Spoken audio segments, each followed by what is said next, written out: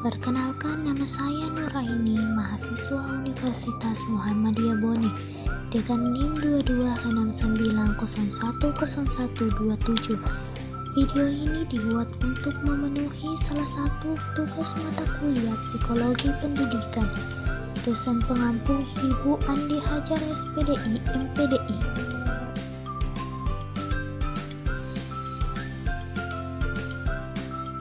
Fungsi belajar. Adapun fungsi belajar diantaranya: 1. Memperluas pengetahuan. Proses belajar memungkinkan seseorang untuk memperoleh pengetahuan baru tentang berbagai hal. Hal ini membantu individu untuk memahami dunia di sekitarnya dengan lebih baik. 2. Meningkatkan keterampilan. Belajar juga membantu meningkatkan keterampilan seseorang seperti kemampuan berbicara di depan umum, kemampuan berpikir kritis, dan keterampilan teknis. 3. Mengembangkan sikap positif. Belajar juga membantu individu mengembangkan sikap positif seperti kerja keras, disiplin, keberanian, dan tanggung jawab. Keempat, meningkatkan kesadaran diri. Proses belajar juga membantu seseorang untuk lebih memahami dirinya sendiri, kelebihan, kekurangan, dan potensi dirinya. 5. Meningkatkan peluang karir. Dengan belajar dan memperoleh keterampilan baru, seseorang dapat meningkatkan peluang karirnya dan mencapai kesuksesan dalam kehidupan profesional. Tes hasil belajar. 1. Pengertian tes dan hasil belajar. A. Tes. Tes dapat didefinisikan sebagai suatu pertanyaan atau tugas atau seperangkat tugas yang direncanakan untuk memperoleh informasi tentang trait atau atribut pendidikan atau psikologi yang setiap butir pertanyaan atau tugas tersebut mempunyai jawaban atau ketentuan yang dianggap benar. B. Hasil belajar. Normawati 2016-53 menjelaskan, hasil belajar merupakan segala perilaku yang dimiliki siswa sebagai akibat dari proses belajar yang ditempuhnya. Perubahan tersebut mencapai aspek tingkah laku secara menyeluruh, baik aspek kognitif, afektif, dan psikomotorik. 2. Penyusunan tes hasil belajar. A. Penyusunan tes tertulis. 1.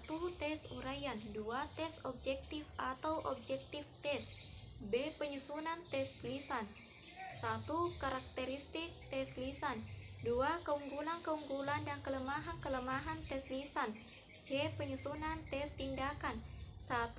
Karakteristik tes tindakan. 2. Keunggulan-keunggulan dan kelemahan-kelemahan tes tindakan. 3. Ciri-ciri tes hasil belajar yang baik. Tingkat kebaikan suatu tes sekurang-kurangnya dapat dilihat dari 4 ciri berikut. 1. Validitas. Tes yang baik akan memiliki tingkat validitas yang tinggi.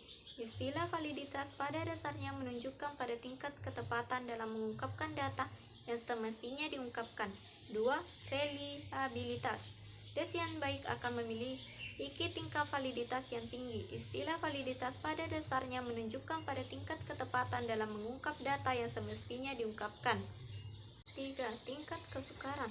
Suatu tes yang baik akan memiliki tingkat kesukaran yang seimbang.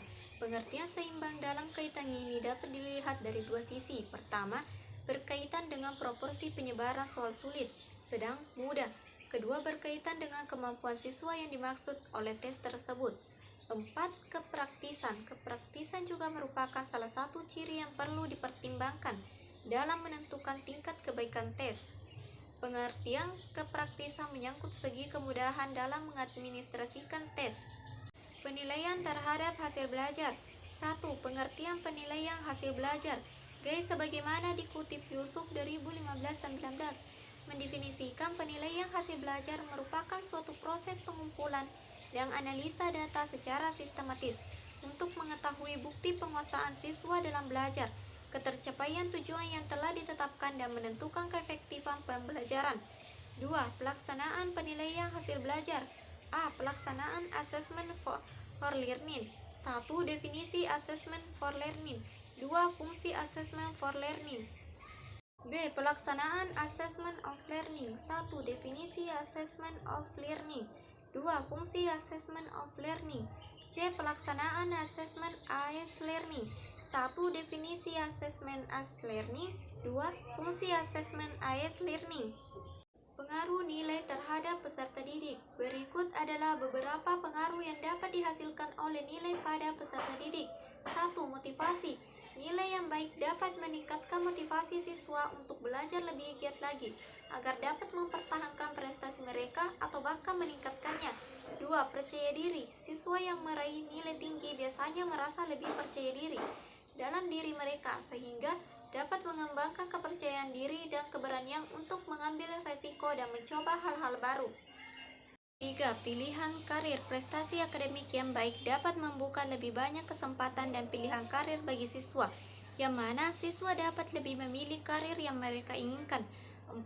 Evaluasi diri. Siswa dapat menggunakan nilai mereka sebagai cara untuk mengevaluasi kemajuan mereka dalam pembelajaran dan mengidentifikasi area-area yang perlu ditingkatkan.